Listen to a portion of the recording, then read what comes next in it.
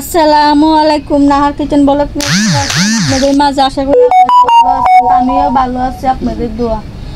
তো আজকে একটা মজার একটা রেসিপি নিয়ে এসেছি। রেসিপি বলতে আজকে আমি ডেডার পাতা লাতা, আপনারা বলেন ডেটা শাক আর আমরা বলি এটারে ডেঙ্গার শাক। তো ডেঙ্গার শাকের পাতা ফুতা ছিল, এগুলো আমি কেন ফালাবো, আজকাল জিনিসপাতির দাম। আর ভাইয়েরা বোনেরা, আমি তো বড় লোক না, আমি গরিব মানুষ, আমি হচ্ছে মধ্য ফ্যামিলি, আমি তো বড় লোকের ফ্যামিলি না। তাইলে আমি এটারে কি করছি, এটারে ফইলে কুচি কুচি হইরে আমি এটা দিয়া কি শাক নানবো। তাহলে পুরো ভিডিওটা দেখতে থাকুন আর আমার সাথে তখন তো চলেন আমি এখন কিচেনে চলে যাই। তো আমি শাকটা বসায় দিছি, আর দিছি রসুন, আর দিছি কাঁচামরিচ। আর এটা তোমার কি শাক জানেন, ওই ডেডা শাক আছে না, ডেডা শাকের পাতা। তো ফালবো কেন, জিনিসপাতির দাম, এটা দিয়ে আমি একটা রেসিপি করবো। তো আমি শাকটা কীরকম করে ভাজি করি বা কীরকম করে করি আপনারা দেখতে থাকুন। তো শাকটা আমি বসায় দিচ্ছি, শাকটা হোক। তো আমার শাকটা হয়ে গেছে, এখন আমি শাকটা নামায় ফেলবো।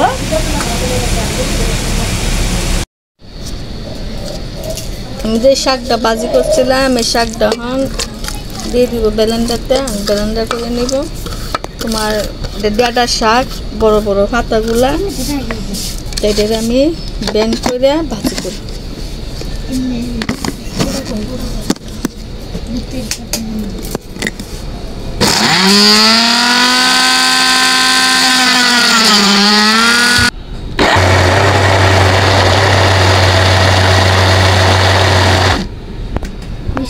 আমার শাকটা ব্লেন্ডার করা হয়ে গেছে, এখন আমি এটারে আবার নতুন করে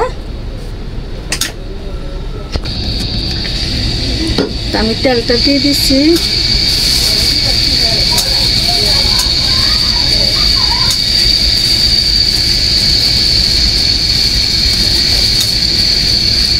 শুকনো মরিচ,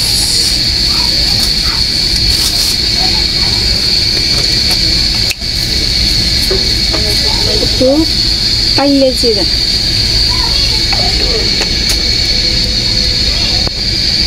পেঁয়াজ,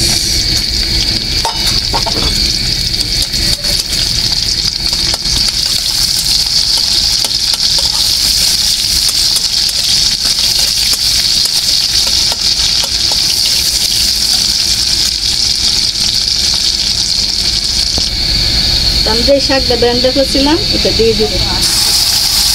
তোমার ডেডার শাক তোমার নতুন করে ভাজি করলে সেই শাক।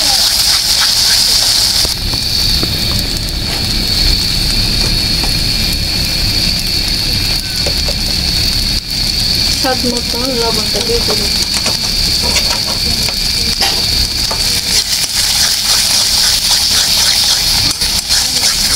আমার ডেডার শাকটা হয়ে গেছে, এখন আমি নামায় ফেলবো।